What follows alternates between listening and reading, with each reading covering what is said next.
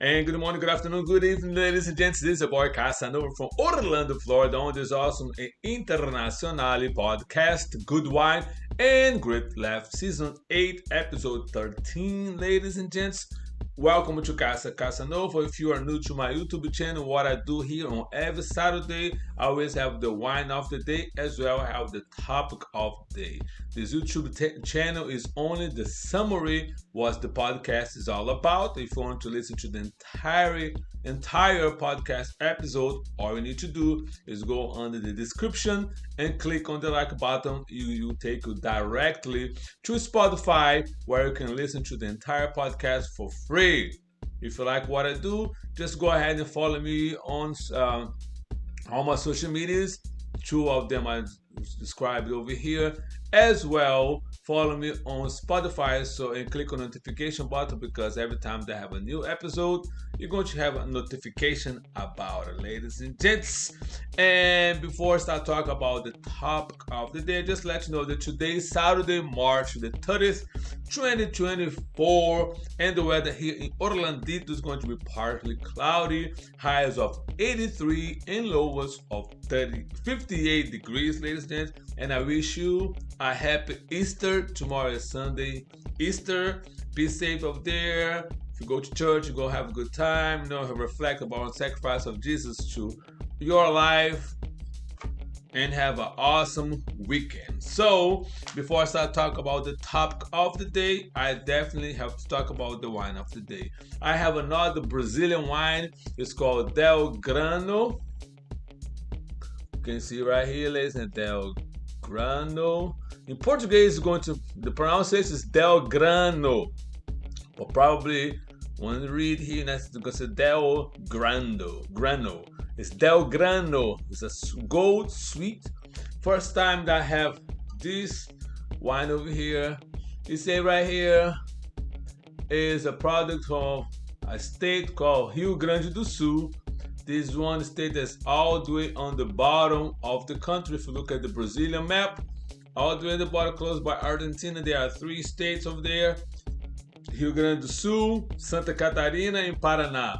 These are the states that, if you travel on the winter season, you're going to have a weather closer to now in the 30s, 34, 32. That's the coldest part of the country. When they have a bunch of immigrants that came to Brazil, most of them came from Europe. So if you go down there, that's the part of the country they're going to see a lot of blonde, blue eyes, green eyes type of people. It's because they are immigrants from Germany, England, and all the people that like cold weather and decide to come to Brazil back in the days and end up settle on the south part of the country. So all they say here is a product of Brazil. It doesn't give me alcohol percent. This wine is 10% alcohol. It's a sweet red table wine, and it does not have the vintage of it. I don't see anything on this label. Well. Product of Brazil. Let's see what this wine is all about. And like I always do, ladies and gents, I always post a picture of this wine right here. And Orlando here they have a huge Brazilian community. And I found this once again on one of my favorite spots here. There I go once a month. It's a Brazilian supermarket that can find some good wine. Let's see if this qualifies to be a good wine.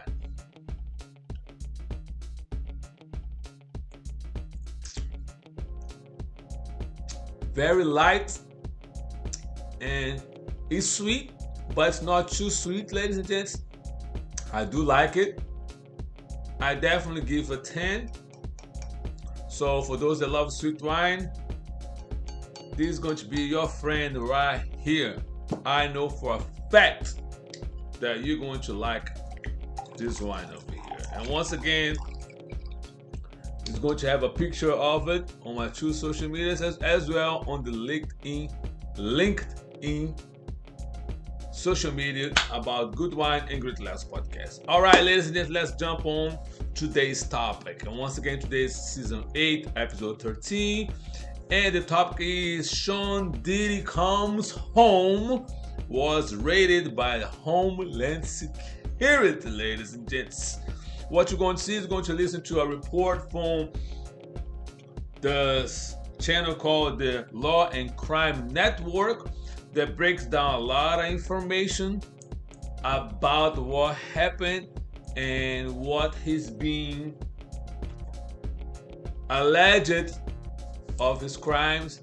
Make a little summary. Like I say, listen to the podcast. You're going to get all the information. But my 2 cents about this situation is almost, I would say, he's being accused of crimes, that he's the black version of Jeff Epstein. A lot of shenanigans and sexual adventures that was happening on one of his home, special room, and so forth. Okay. My 2 cents about the situation is that I'm going to start with this. I was watching this huge, I don't know what the whole speech, it was just a clip of the speech from Louis Farrakhan, that he was stated that when somebody is falling, do not laugh. Learn from it. That means that's how I see the situation. And only not Sean P. Diddy or Diddy, or whatever he want to call himself for now. Puff Daddy, now he started Puff Daddy, Diddy, P. Diddy, now it's Diddy. Is that, to me, it's a sad situation, because a lot of people from black community, they end up making on entertainment, on sports, and so forth. They got from the hood, for the poor ways of living, for humble beginnings, end up become successful. But unfortunately, that can happen with anybody. That's why Louis Farrakhan said they need to learn from their mistakes, so you and I don't make the same mistake that they made. So you can have your legacy is going to be a good one, and like I say, my 2 cents on this situation is that it is a sad situation, because you made it, you get out of the hood, you end up being a very successful, producer, musician, and I have a clothes lining, Ciroc, he had some part of it. I don't know if he made it, the brand, or he was some investment on it, but you built your own quote-unquote empire that gave a good life for your children and so forth. Now, because human beings are very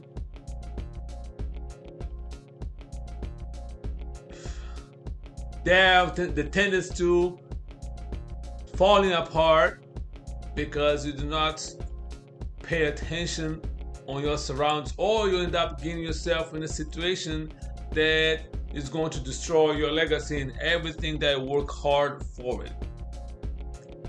Now, I was talking to some co-workers about this situation, and I'm not putting no judgment, and I'm not saying what's right and what's wrong. Every human being has their little meter, internal meter, that lets you know what's right or what's wrong. Every human being has that. And I was telling them, if whatever vices or whatever type of shenanigans that you like to be involved, they end up that that can be detrimental to your career or to everything that you built. Don't do this here. You have the money. I'm not saying it's right or wrong. I'm not to emphasize or give it put more wood on the fire. But what I'm saying is, if you're going to do some stupid shit, do it outside the places that you gonna get caught, that you can have a probability that being caught and damage everything they've done. You got the money, you have a private jets, whatever. Go somewhere, that you can. There's some other countries that whatever you like to do, we gotta be involved with. It's legal. There's no consequence of how you want to live your best life. Get out of here. Do what you want to do, and come back. So you're not gonna have any issue. I'm not saying. What I'm saying is, I'm not emphasizing. I'm not saying that he was right what he was doing. I'm just saying that you have to be a little bit more smart on whatever you do. And once again, I told many times, now you're going to reap what you sow at the end of the day. So I feel sorry. Of course, I had some victims that involved some people already accused of sexual violence or whatever. The case is still building, and guess. But listen to this great report from Law and Crime Network, and then, ladies and gents, you can have more information on how you can formulate your opinion about the whole situation. My point of view, besides the victims or the people that has been involved, that's now bringing to light what Sean Diddy Combs was doing in the dark, is just a sad moment. Just like back in the days, Mike Tyson was the main guy in the 90s that have this huge fortune of $300 million, and the people that were around him, that he was surrounded with, they end up losing that $3 million. That's back in the 90s, lady. It was a whole lot. It's a lot of money now. Imagine it back in the days. You know what I mean? And I have one college professor that told me one time, if you want to soar, S-O-A-R, like an eagle, you cannot fly with the pigeons. So this this is my 2 cents about this whole situation, ladies and gents. So I appreciate if you listen to this podcast, click on the link over there and listen to it. And I have a lot of over 100 plus episodes that you can listen to if you're new to my YouTube channel. Listen to it, because that's what I do here, is a wine of the day, and always a topic that can affect you directly or indirectly. I personally like to learn from people's mistake, so I don't do that on my own. I'm not a hard-headed person. I pay attention, situational awareness. One thing that I learned in the Army, if you stay alert, you stay alive. So once again, ladies and gents, I wish you a great Easter Sunday with your family and friends. Be safe, be kind, and be blessed. Salute. And do the best what you can do, what you got, and I'll see you next Saturday. Holla! Coming with the Buddha for the #1 spot. Pushing my